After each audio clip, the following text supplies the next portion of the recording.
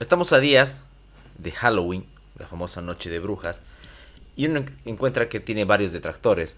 Están los religiosos, de lo que hablaremos otro día. Están, aunque no lo crean, los antidulce, los antiazúcar, los legionarios de una vida fit.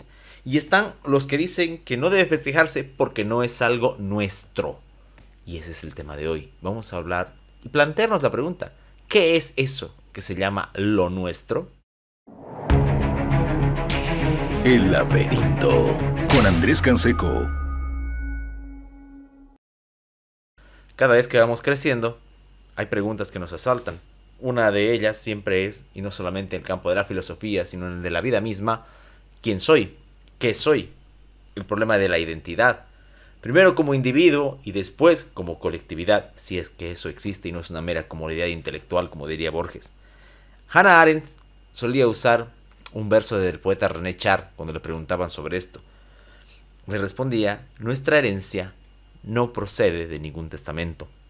Y más allá de que es un verso sencillo, encierra mucho de las ideas no solamente de Hannah Arendt, sino de lo que representa hoy mismo la cultura del mundo. Y más allá de que hoy tenemos el internet que interconecta no solamente personas, sino gustos, aficiones y odios, el ser humano siempre ha sido una criatura que ha ido llevándose consigo aquello que es, adoptando también lo que tiene en los lugares a los que va.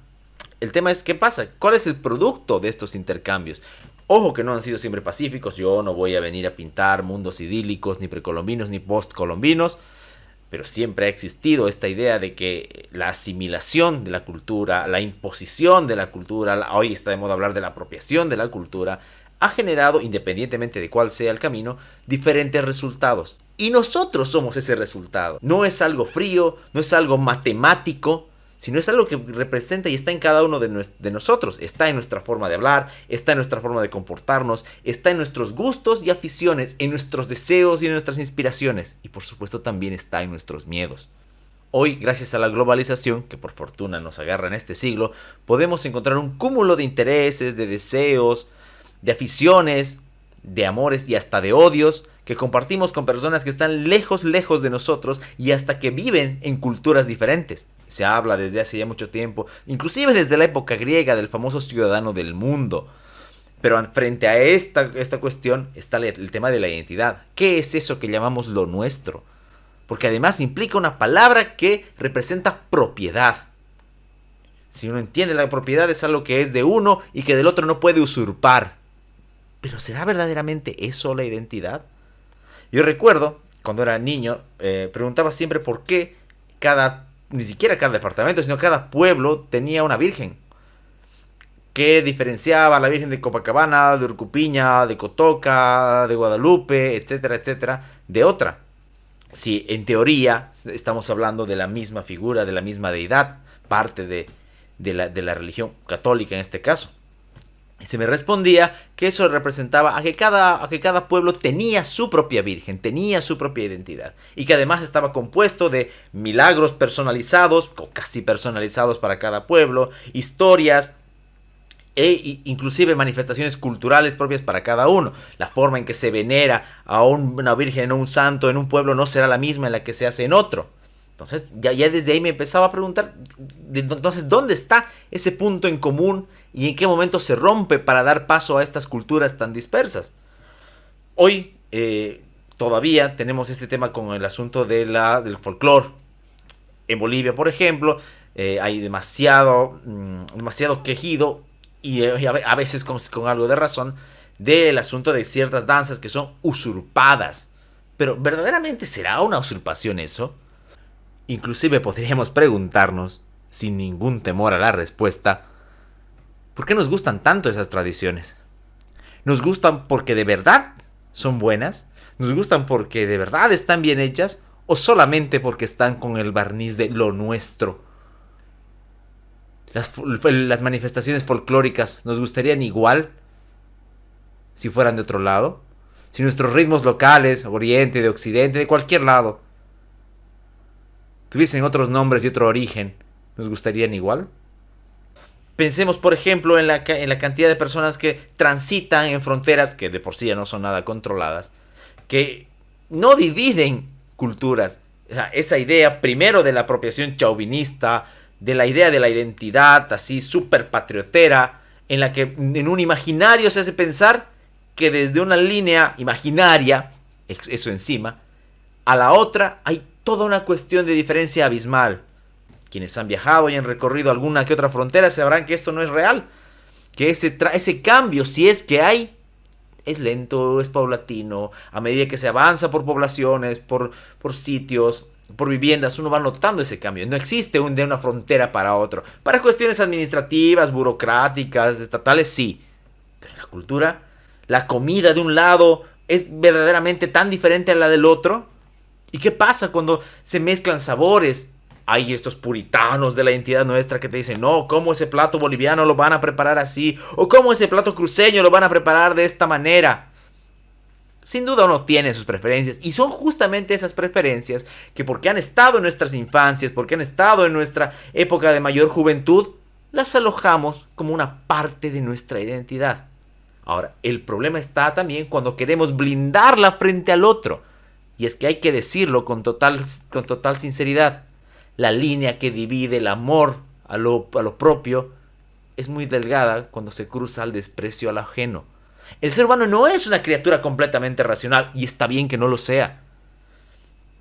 Pero si en sus pasiones, si en sus ánimos, si en sus amores, porque al final es eso, un amor irracional, porque eso es el amor, puede llevarse a sí mismo y llevar a los otros a que rechacen aquello foráneo. Pensemos, por ejemplo, en otras festividades que no son necesariamente Halloween o religiosas de los pueblos. El asunto de la Navidad, que se celebra con un fervor profundamente espiritual en algunos lados, no es una cuestión autóctona. El mercado, el hermoso libre mercado, es una muestra de que el hombre en sus intereses, en sus vivencias, en sus costumbres, también se adapta al otro. Insisto, no es algo que se da fácilmente ni de un día para otro. Y seguramente a veces entraña cosas buenas y cosas malas, hay que decirlo también. No todo es bonito. A veces hay cosas que se van a perder, pero es parte de la mecánica de nuestro mundo. Además que hay que tener mucho cuidado porque hay cuestiones que encierran una hipocresía demasiado grande. Y sí digo hipocresía, porque así mientras uno dice, no, tenemos que proteger lo nuestro, la cultura de nuestro departamento, de nuestra región, de nuestro país, del otro, con la misma cara, luego pedimos que escuchen, que vean, que prueben lo nuestro. Entonces, ¿dónde está? O sea, que solamente vale que lo mío salga, pero que no entre lo del otro. Ese es el razonamiento ilógico que tenemos. Y además es hipócrita porque se mueve de acuerdo a las necesidades temporales, sociales, económicas y políticas. ¿Por qué de repente un día alguien se siente profundamente orgulloso de su barrio, pero cuando aparece otra situación se siente profundamente orgulloso de su ciudad, y luego se sentirá profundamente orgulloso de su departamento, y luego de su país, y luego de su continente, etcétera, etcétera, etcétera? Esas escalas, esa gradación que existe de acuerdo a nuestra identidad, lejos de generar una sola muestra de qué es lo nuestro, nos muestra lo voluble, lo cambiante y por fortuna lo plural que es nuestra existencia hoy. Ponía el ejemplo cuando empezaba el capítulo para hablar de Halloween, pero pueden ser tantas otras cosas. Pueden ser tantas otras cosas como hablábamos el otro día, el tema de la cultura pop.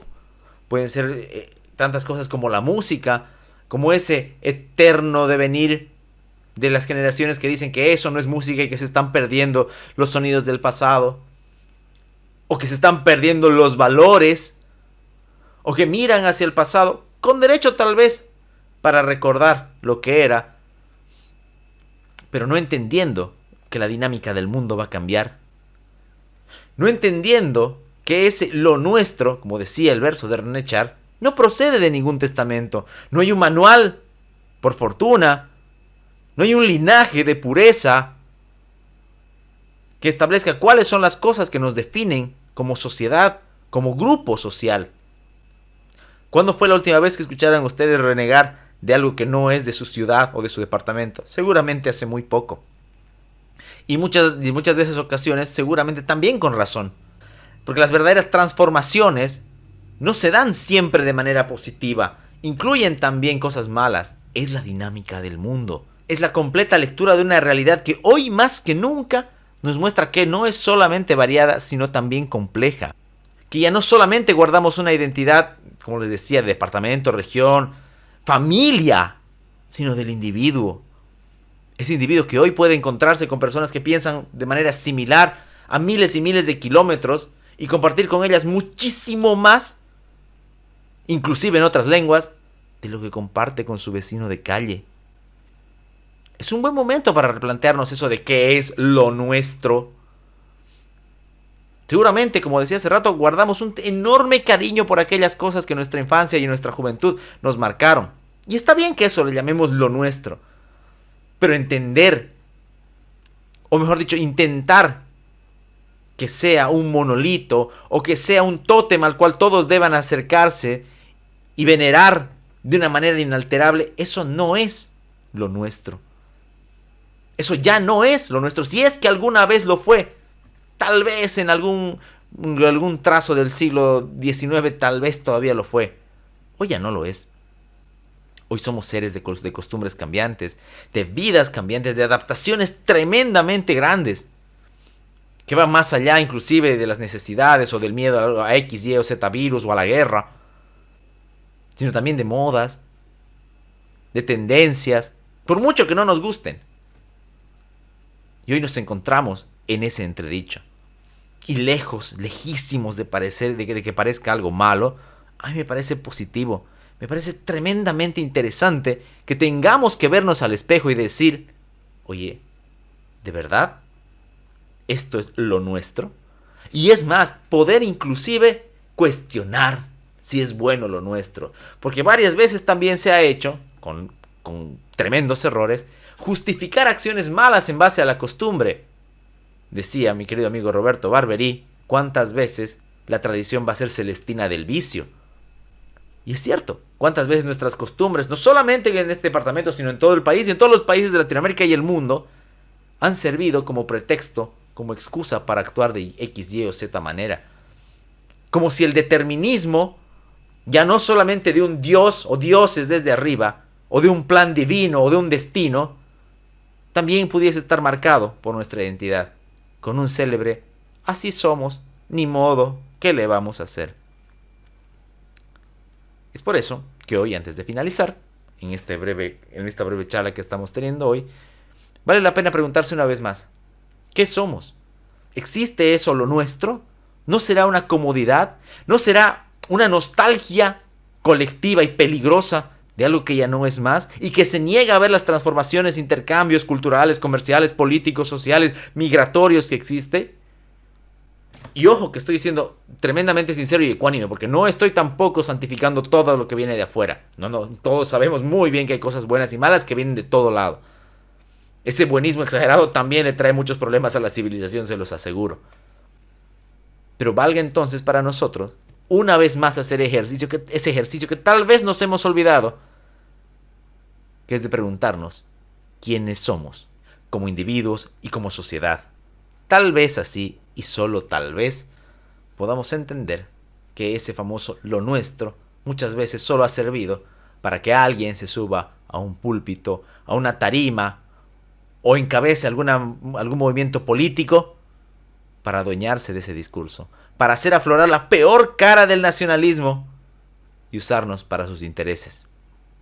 Es por eso que hoy te pregunto entonces, combinando las cosas del pasado, la tradición, la costumbre, combinándola con la modernidad, con el intercambio de personas, con el tiempo que inevitablemente pasa, te pregunto una vez más, ¿existe eso llamado lo nuestro?